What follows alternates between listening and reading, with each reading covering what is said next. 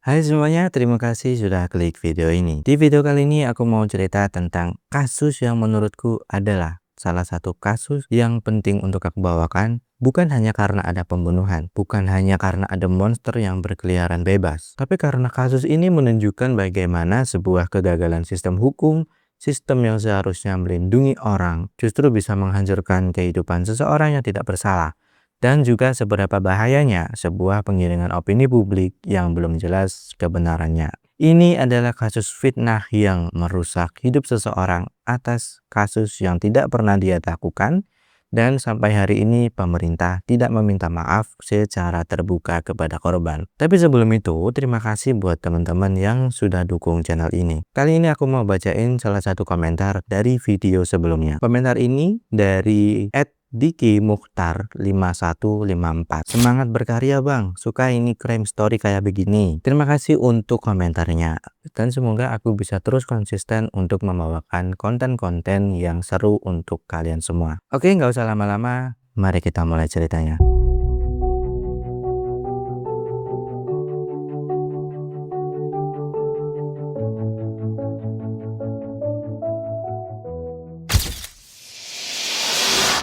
Untuk memahami kenapa kasus ini bisa dibilang sebagai fitnah yang merusak hidup seseorang, mari kita perjelas dulu di awal.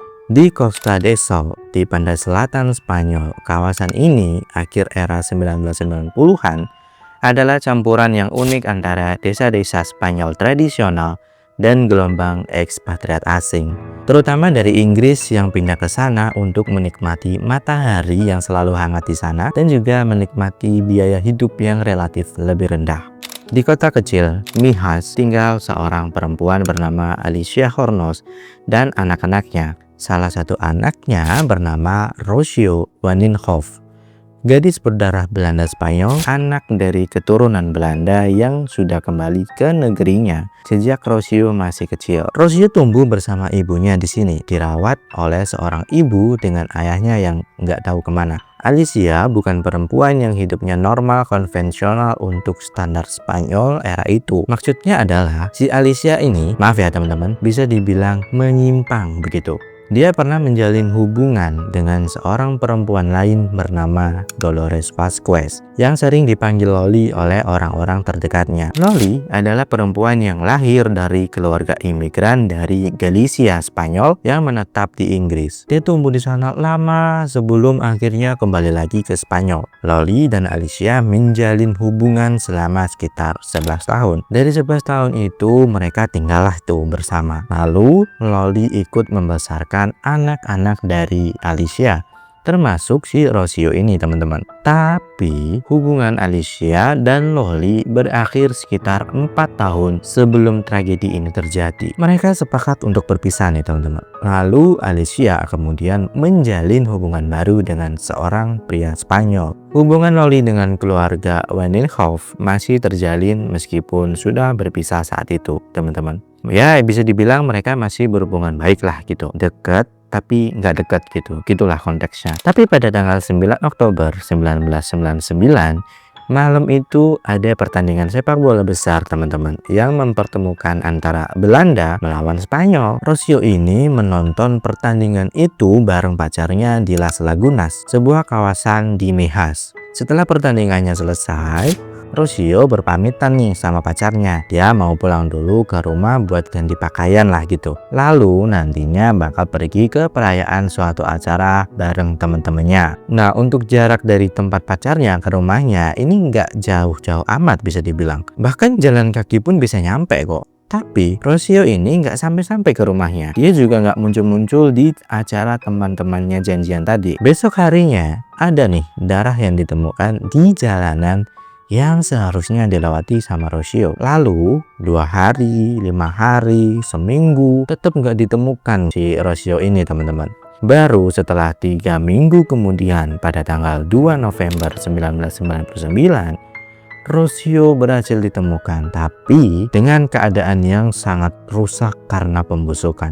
Rocío ditemukan seperti sedang dikuburkan secara dangkal di dekat kawasan pantai Calahonda. Badannya Rocío ini memperlihatkan bekas luka tusukan yang sangat banyak teman-teman. Kondisinya ini ditemukan dengan sangat brutal. Rocio Wanenhoff, seorang remaja dewasa berusia 19 tahun itu resmi ditemukan dengan keadaan tidak bernyawa. Karena di Mihas adalah sebuah kota kecil, berita ini mengguncang seluruh orang yang ada di Mihas. Media lokal langsung memberitakan tentang kasus mengerikan tersebut menjadi sangat besar di sana. Dan dalam waktu yang singkat, tekanan untuk menemukan tersangka penghilangan nyawa yang kejam itu menjadi sangat besar di sana. Ketika polisi mulai menyelidiki, perhatian mereka dengan cepat tertuju ke satu nama, yaitu Dolores Vasquez.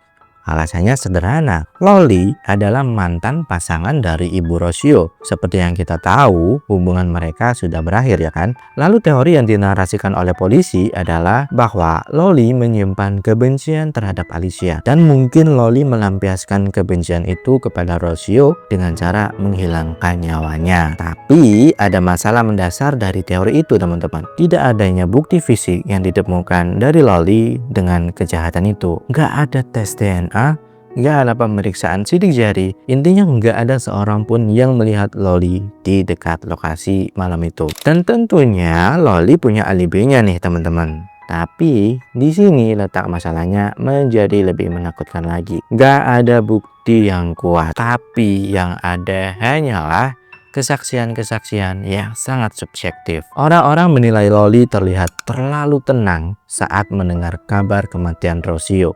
Seolah-olah nggak ada raut penyesalan atau kesedihan begitu. Orang-orang bilang bahkan Loli tidak menangis saat pemakaman, seolah-olah tidak bersedih dengan meninggalnya anak yang dulu pernah dia besarkan juga bersama Alicia. Ada juga orang-orang yang menginterpretasikan cara dia bicara teman-teman, cara dia merespon pertanyaan sebagai tindakan yang mencurigakan. Lalu kemudian Loli pun ditangkap pada tahun 2000. Nah, kita perlu berhenti sebenarnya di sini untuk konteks yang penting teman-teman. Spanyol baru akan memperkenalkan sistem juri rakyat pada tahun 1995, 4 tahun sebelum pembunuhan Rocio. Sistem ini masih sangat baru teman-teman. Dan kasus Wanenhoff menjadi salah satu ujian awalnya yang paling besar. Nah, sistem penjurian di Spanyol diatur oleh konstitusi Spanyol pada 1995.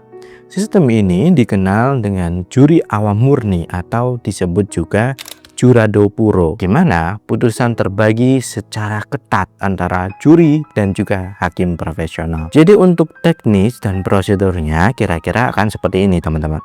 1. Komposisi juri ada 9 orang dan 2 pengganti.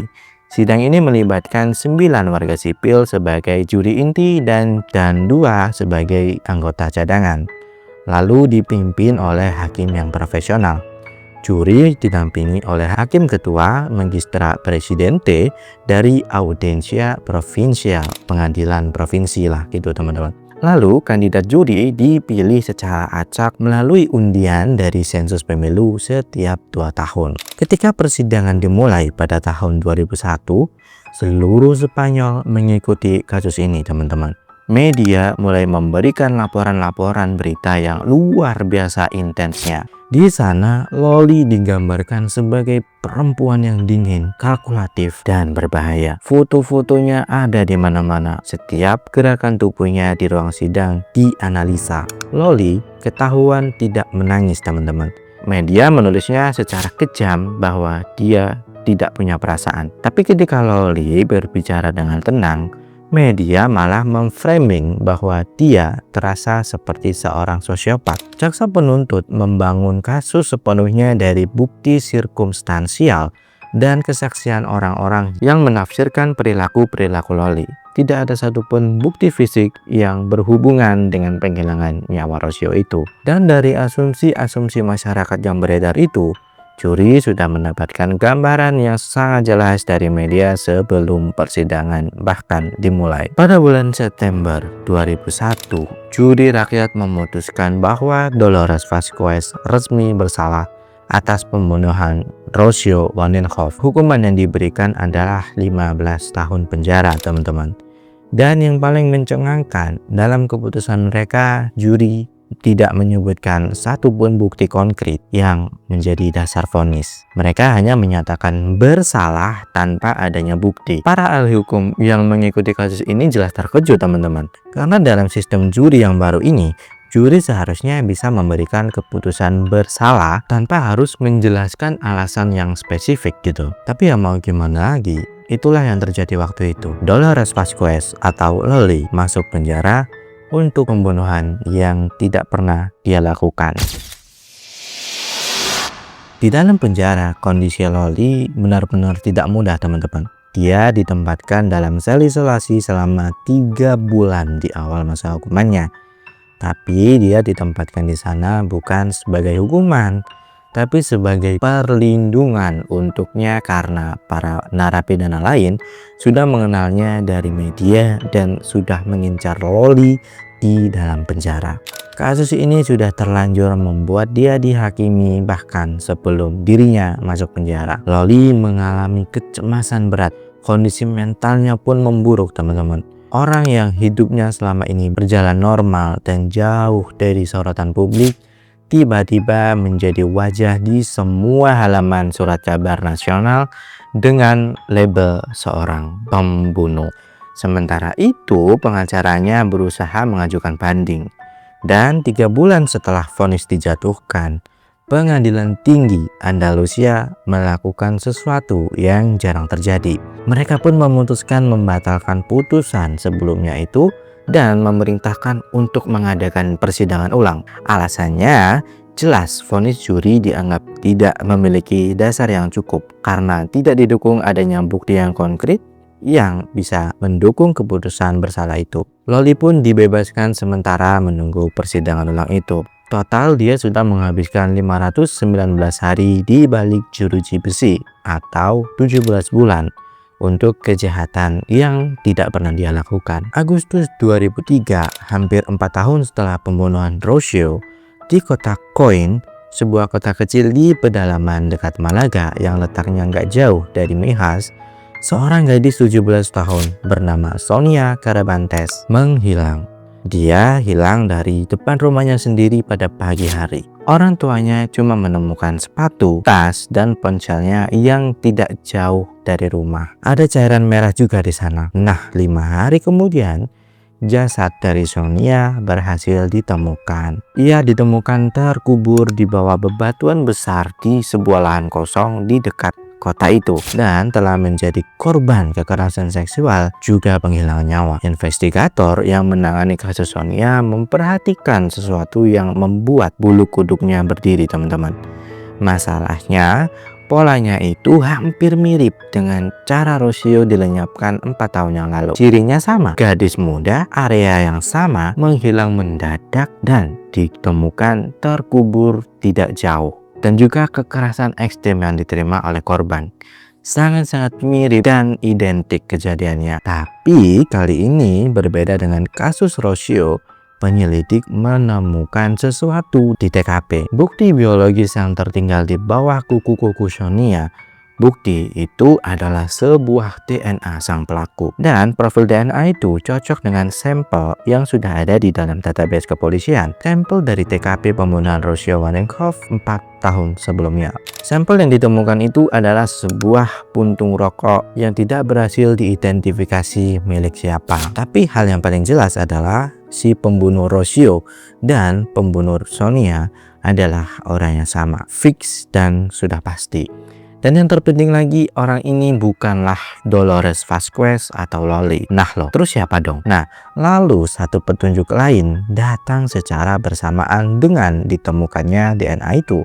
Seorang perempuan, mantan istri seorang pria Inggris yang tinggal di kawasan Costa del Sol, datang ke polisi. Namanya Celia. Dan dia bilang ke polisian gini, "Pak Anu, saya punya kecurigaan sama mantan suami saya. Tolong Bapak selidiki. Sepertinya mantan suami saya ini terlibat deh sama kasus Rocio dan Sonia." Dia punya kecurigaan kuat sama mantan suaminya itu teman-teman.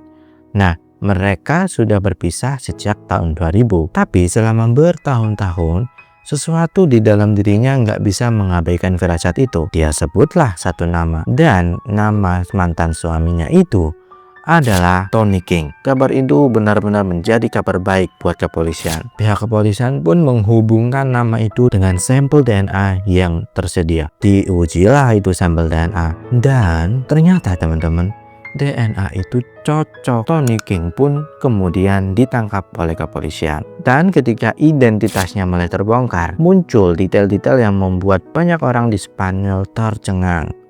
Tony King ternyata bukan nama aslinya. Nama aslinya adalah Anthony Bromwich. Dia lahir di London, Inggris tahun 1967.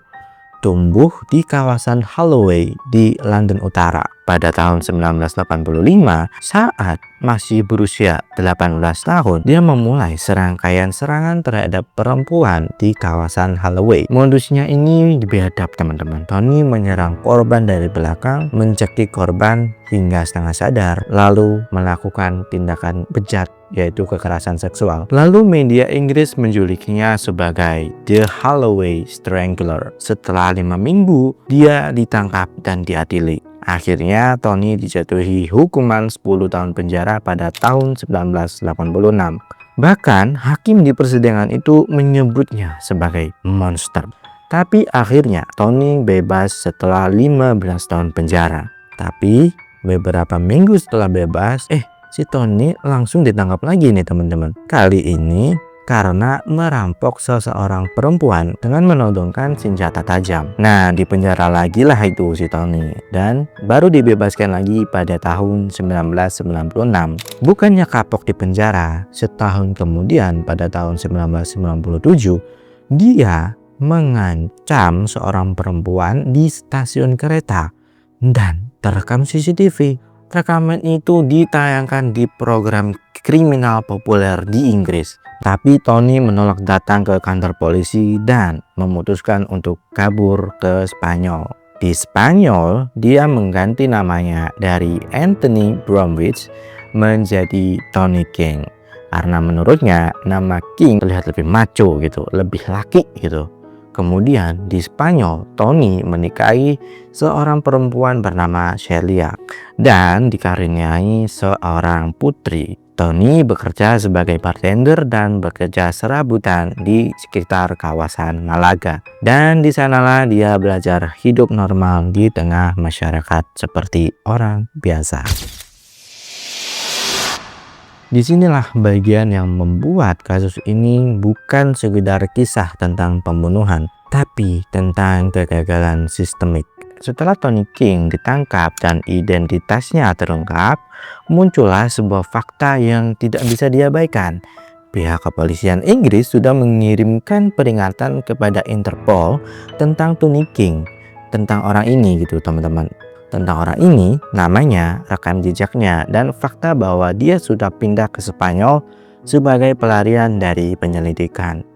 Peringatan itu sebenarnya sudah sampai ke pihak kepolisian Spanyol, tapi nggak ada yang menindaklanjutinya gitu. Mungkin pihak kepolisian melihat tidak adanya urgensi untuk melakukan itu kali ya. Mungkin ketika Rocío dilenyapkan pada Oktober 1999, 2 tahun setelah peringatan itu dikirim, tidak ada satupun penyelidik yang memeriksa apakah ada pelaku kekerasan yang diketahui sedang tinggal di area itu. Tony King tinggal dan bekerja di Alhaurín El Grande, kota yang jaraknya tidak jauh dari Mijas tempat Rocío menghilang. Ketika penyelidik terfokus pada Dolores Vazquez, tentu Tony King masih bebas tanpa dicurigai sedikit pun. Dan tepat pada 2001, saat Loli sedang diadili, Tony King kembali melakukan percobaan ruda paksa terhadap seseorang perempuan di Malaga. Korban itu pun lapor ke polisi nih teman-teman, tapi nggak langsung dikaitkan dengan kasus penghilangan nyawa Rocío, masih belum. Lalu pada tahun 2003, Sonia Carabantes meninggal. Baru setelah itu semua mulai terhubung teman-teman. Tony King akhirnya diadili. Dan berbeda dari persidangan Loli yang berjalan tanpa adanya bukti fisik sama sekali, persidangan Tony King punya tumpukan bukti yang tidak bisa dibantah lagi. Mulai dari DNA yang cocok dengan 2 TKP, sidik jari di plastik pembungkus tubuh Rocío, mantan istrinya juga sebagai saksi, dan pada satu titik Tony King sempat mengakui pembunuhan Sonia Karabantes. Nah, connect lah tuh semua teman-teman.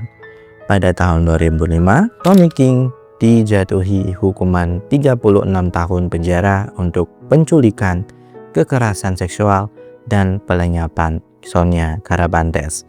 Ditambah 7 tahun untuk percobaan ruda paksa pada tahun 2001. Lalu pada tahun 2006 dia juga dijatuhi hukuman 19 tahun tambahan untuk penghilangan nyawa Rocio Waninhoff. Jadi total hukuman yang diterimanya adalah 55 tahun. Dia tidak akan bebas sebelum 2059. Sebelum persidangan, Tony King sempat mengirim surat kepada Ibu Sonia dan Ibu Rocio untuk meminta maaf. Tapi tiba-tiba dia mencabut pengakuannya itu dan menyatakan dirinya tidak melakukan kejahatan apapun.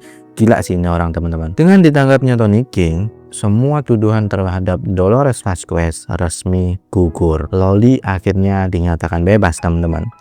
Tapi dibebaskan tidak berarti hidupnya kembali seperti sedia kala. Loli keluar dari penjara sebagai perempuan yang berbeda. Dia hidup diliputi kecemasan, trauma, dan juga depresi berat. 4 tahun hidupnya sudah dihabiskan dengan label pembunuh yang menempel di namanya di setiap surat kabar nasional Spanyol. Sebenarnya kasihan juga sih si Loli ini teman-teman.